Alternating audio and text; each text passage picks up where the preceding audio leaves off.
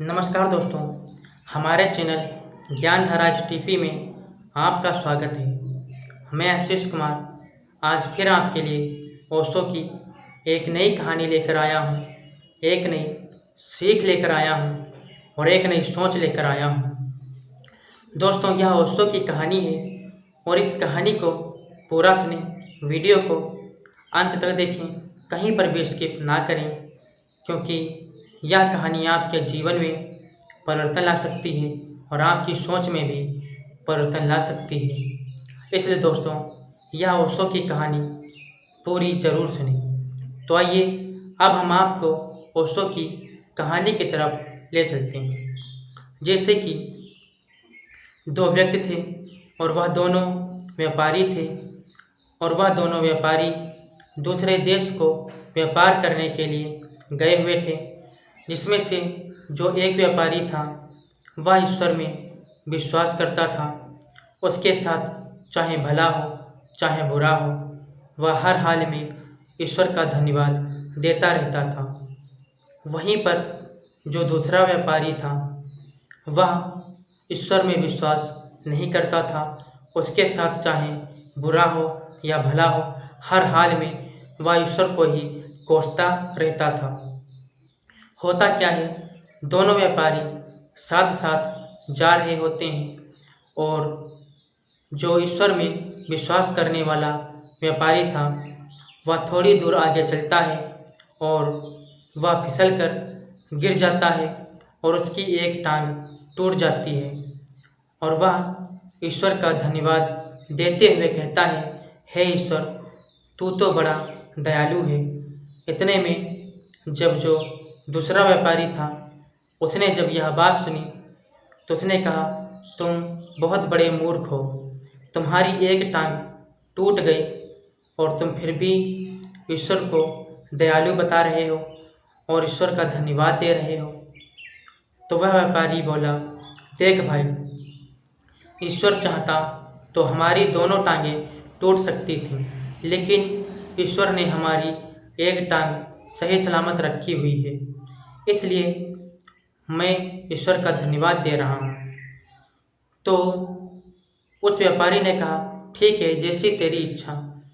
और जो व्यापारी गिरा हुआ था वह जैसे तैसे कोशिश करके उठ जाता है और उठ करके वह थोड़ी दूर चलता है और वह फिर से गिर जाता है और उसकी दूसरी भी टांग टूट जाती है। तो वह ईश्वर का धन्यवाद देता और कहता, हे ईश्वर, तू तो बड़ा दयालु है। इतने में जो दूसरा व्यापारी था उसने कहा, देख भाई, तू कितना पागल है। ईश्वर ने तेरी दोनों टांगें तोड़ दी और तू फिर भी ईश्वर का धन्यवाद दे रहा। तो उस व्यापारी ने कहा, देख भाई, अगर ईश्वर चाहता तो हमारे हाथ भी टूट सकते थे, लेकिन कम से कम हमारे दोनों हाथ तो सही सलामत हैं। तो उस व्यापारी ने कहा कि यह तो सबसे बड़ा मूर्ख लगता है। तो कहा, अब भाई तू चलेगा कैसे? तो उस व्यापारी ने कहा, देख भाई, तू मेरे लिए 2 लाठियों की व्यवस्था कहीं से कर दे और मैं उन्हीं लाठियों के सहारे चल सकता हूँ। तो वह दूसरा वाला व्यापारी जाता है, 2 लाठियाँ लेकर के आता है और उस व्यापारी को देता है और वह लाठियों के सहारे चलने लगता है। जब थोड़ी दूर चलने के बाद वह फिर गिर जाता है और उसके दोनों हाथ टूट जाते हैं। तो वह फिर भी ईश्वर को बड़ा दयालु बताता है और ईश्वर का धन्यवाद देता है। तो उस व्यापारी ने सुना और कहने लगा, तू तो वास्तव में मूर्ख ही है। अरे तेरे दोनों टांगें टूट गईं, तेरे दोनों हाथ टूट गए और तू फिर भी ईश्वर का धन्यवाद दे रहा है। तो वह बोला, अरे भाई, दोनों हाथ और दोनों टांगें टूट गईं तो क्या हुआ, कम से कम मैं जीवित तो हूँ। तो उस व्यापारी ने कहा, ठीक है, तो मैं जा रहा हूँ और तू अपने ईश्वर से ही सहायता मांग ले। होता क्या है, वह व्यापारी वहाँ से चला जाता है और थोड़ी देर बाद उसी देश के राजा की सवारी निकलती है। तो उस राजा ने उस व्यापारी को देखा कि वह पड़ा हुआ है, तो उस राजा ने उसकी मदद की सोची और उसको अपने घोड़े पर बिठा लिया और अपने राजमहल लेकर आ गया।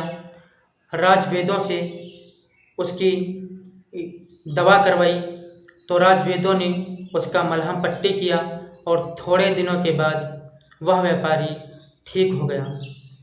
वहीं पर राजा सोचने लगा कि इसको भेजें कहाँ। उससे परिचय पूछा और परिचय पूछने के बाद उस राजा ने अपनी सेना में उसे शामिल कर लिया, उसे सैनिक बना दिया। होता क्या है, वहीं दूसरा वाला व्यापारी जो ईश्वर में विश्वास नहीं करता था, वह उसी देश में एक दिन व्यापार करने के लिए आता है। तो उस व्यापारी को देखता है जो ईश्वर में विश्वास करता था, देखा कि वह सेना में शामिल है और वह एक सैनिक है, और सैनिक के रूप में जब उसे देखता है तो कहता है, भाई तुम यहाँ कैसे सेना में शामिल हो गए। तो उस व्यापारी ने कहा, देख भाई, यह सब ईश्वर की ही दया है। तो उस व्यापारी ने कहा, जब तू मुझे छोड़कर चला गया था और यह राजा बड़ा दयालु है और यह हमें उठाकर यहाँ ले आया और हमारा राजवेदों से हमारा इलाज करवाया और मैं ठीक हो गया, और इस राजा ने अपनी सेना में ही हमें शामिल कर लिया। यह सब ईश्वर की ही दया है। तो जब दूसरे व्यापारी ने यह सुना तो वह भी उसी दिन से ईश्वर में विश्वास करने लगा और वह भी फिर ईश्वर का भक्त बन गया। तो दोस्तों, मैं आशा करता हूँ आपको यह कहानी अच्छी लगी होगी। और दोस्तों, मैं इस कहानी के माध्यम से ओशो हम लोगों को यह बताना चाहते हैं कि चाहे अच्छा हो या बुरा हो, हर हाल में ईश्वर का धन्यवाद देना चाहिए। दोस्तों, मैं अगली वीडियो में मिलूँगा एक नई कहानी के साथ। तब तक के लिए नमस्कार।